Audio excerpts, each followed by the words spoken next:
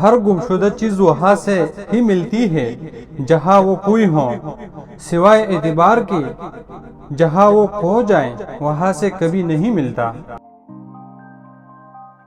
لمبا دھاگا اور لمبی زبان ہمیشہ الجھ جاتی ہے، اس لیے دھاگا لپیٹ کر اور زبان سمیٹ کر رکھیں۔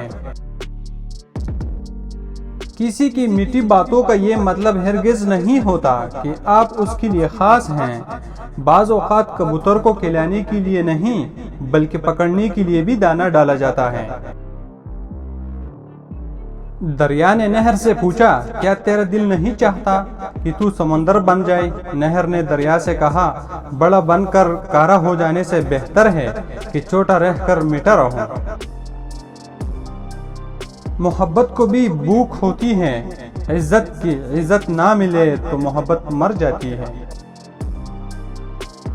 ہم برے تھے، برے ہیں اور برے ہی رہیں گے۔ فکر تو وہ کرے جو بولتے کچھ ہیں، کرتے کچھ ہیں، دکھاتے کچھ ہیں اور ہوتے کچھ ہیں۔ مرد ایسی عورت کی یاد میں راتوں کو سوتا نہیں جو اس کا دل توڑ کر اسے چھوڑ کر چلی جاتی ہے۔